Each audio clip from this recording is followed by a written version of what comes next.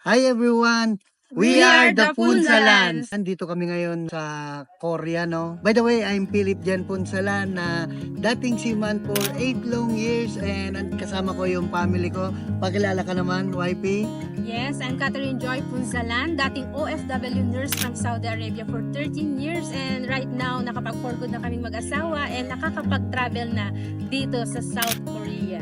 Yes. And eto naman yung anak namin. Pakilala ka naman. Hi everyone, I'm Meg Punzalan. Isang estudyante pero ngayon ginagawa na yung business. Imagine, di ko lubos maisip na makakapag-travel ako, nakasama ko yung family ko right now.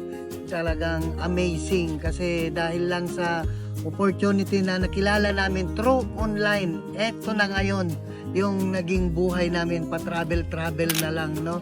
And ang maganda pa doon, for the first time na mag-birthday yung anak namin dito sa ibang bansa, sa South Korea pa naganap. And anong feeling mo na dito ka nag-birthday? Sobrang saya kasi dati hinahanap ko talaga yung quality time sa inyong dalawa. Yes. Siyempre nasa abroad kayong dalawa. Pero ngayon talagang sulit na sulit yung pangingibang bansa kasi magkakasama na tayo. Kaya hindi na tayo magkakahiwalay para magtrabaho kayong ibang bansa. Ganon. Yes. And anong masasabi mo, Mrs. Incredible, sa nangyari Yes. sa buhay natin?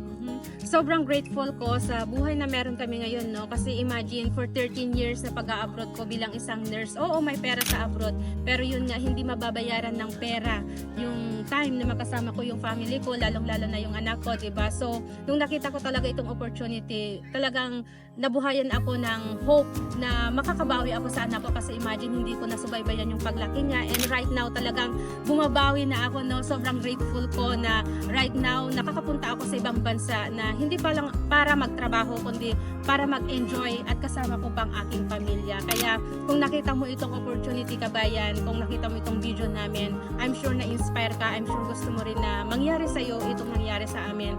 Mag-take action ka para sa pangarap mo. Ako yung living testimony, no, na nakakita ng opportunity na sobrang ganda at alam ko na ito na rin yung magpapabago ng buhay mo. Dahil lang sa isang desisyon natin noon, eto na tayo ngayon ang buhay natin. Kaya ikaw kabayan na nakakapanood ng video namin, i-message mo lang ako and I will guide you dito sa business na ginagawa namin. And soon, ikaw naman yung babalik sa ibang bansa para mamasyal, nakasama mo lang ang family mo na kagaya namin.